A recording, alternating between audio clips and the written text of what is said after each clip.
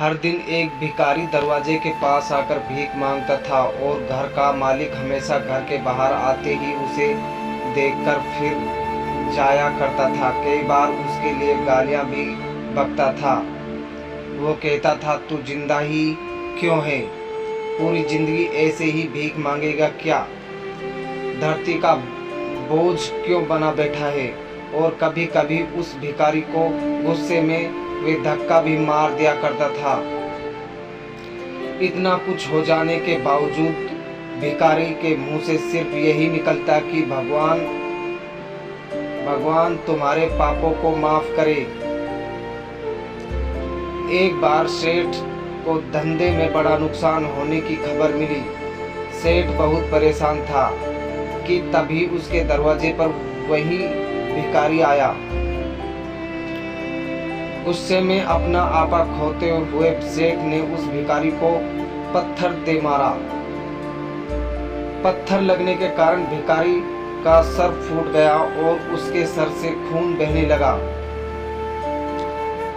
फिर भी दर्द से कराहते हुए भिखारी ने इतना ही कहा, भगवान तुम्हारे पापों का माफ करे। भिखारी वहां से चला गया। सेठ सोच में पड़ गए। भिखारी को पत्थर मारा, फिर भी उसने सिर्फ प्रार्थना की। सेठ मन शांत हुए। भिखारी का रहस्य जानने के लिए सेठ ने भिखारी का पीछा करना शुरू कर दिया। भिखारी जहां जहां जाता सेठ उसके पीछे जाता। सेठ ने देखा कि कोई उसको खाना देता, कोई उसको मारता, कोई अपमानित करता तो कोई गालियां देता। लोग भिखारी के साथ चाहे जैसा व्यवहार करते, लेकिन भिखारी सबके लिए एक ही प्रार्थना करता, भगवान तुम्हारे पाप माफ करे। अब रात होने को आई थी। भिखारी अपने घर जाने के लिए लौटा। वो अपने घर पहुंच गया, लेकिन सेठ अब भी उसका पीछा कर रहा था। एक पुरानी टूटी हुई खटिया पर एक बूढ़ी औरत लेटी हुई थी। काफी कमजोर और बीमार लग रही थी। वह भिखारी की पत्नी थी। अपने पति को वापस आते देख वह खाट से उठ खड़ी हुई। पत्नी ने अपने पति के भीख वाले कटोरे में देखा, उसमें सिर्फ आधी बासी रोटी थी। उसे देखकर वो बोली, आज बस इतना ही मिला है, और हाँ, आपके सिर से खून निकल रहा है, ये चोट कैसे लगी? बूढ़ा भिखारी बोला, आज बस इतना ही मिला है, किसी ने कुछ दिया ही नहीं। सब ने गालियां दी और एक ने पत्थर भी फेंकना, इसलिए मेरा सर फट गया। एक गहरी ठंडी सांस लेकर बूढ़ी भिखारी फिर से बोली, यह मेरे ही पापों का फल है। तुम्हें याद है कुछ सालों पहले हम कितने अमीर थे? क्या कुछ नहीं था हमारे पास हर चीज जरूरत से ज्यादा थी, लेकिन हमने कभी दान नहीं किया। और उसे से भी बुरा हमने उस अंधे भिखारी के साथ किया जो हमारे द्वार पर भीख मांगने आया करता था। बूढ़ी पत्नी की आंखों से आंसू आ गए। वे बोली, हाँ, हम उस बेचारे अंधे के साथ बहुत बुरा करते थे। उसका अपमान करते थे कि जगह कागज दिया करते थे।